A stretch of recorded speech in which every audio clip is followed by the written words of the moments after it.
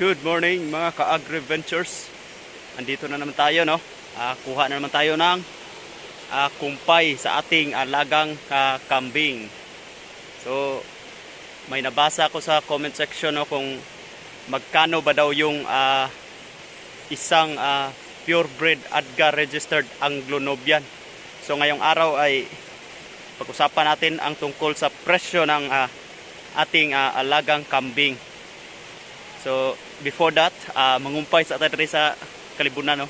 Kay para pamahos tong kanding kay alas City Cafe na, hapit na alas 8.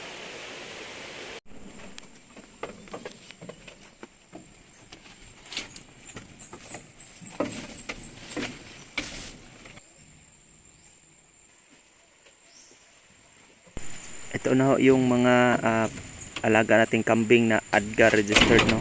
Nasa quarantine house ho ito. Hindi mo natin sinama sa may na goat house nang sa ganon ay kapag may sakit ito hindi makahawa sa maraming kambing. Tsaka hindi pa kasi sila sanay sa pagkain ng mga kambing namin ito, kaya ito pinipili namin yung kumpay na gusto nila, tsaka hinahaluan ng mga kumpay namin dito nang sa ganun ay masanay na silang kumain. Magkano nga ba ang presyo ng isang ADGA registered Anglo-Nubian na kambing? Disclaimer lang po na iba-iba po yung presyo ng ADGA registered na kambing. Nakadepende ho yan sa farm na binibilhan ninyo. Nakadepende ho yan sa linyada ng kambing, sa pangangatawan. So, umaabot ho ng 30 to 70,000 ang presyo ng isang ADGA registered na kambing. So ano yung ADGA? Ang meaning ho ng ADGA ay American Dairy Goat Association. Yan po.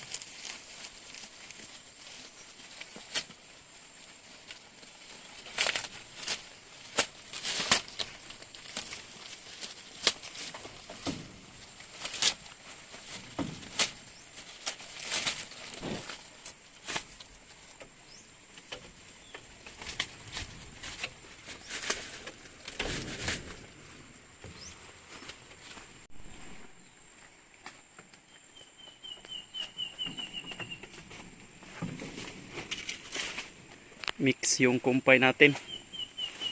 Dari Agua, Binunga, Indigo Pera, Asid Ipil-Ipil,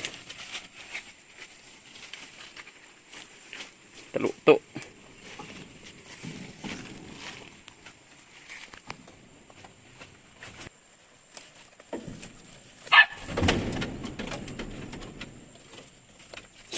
Wait,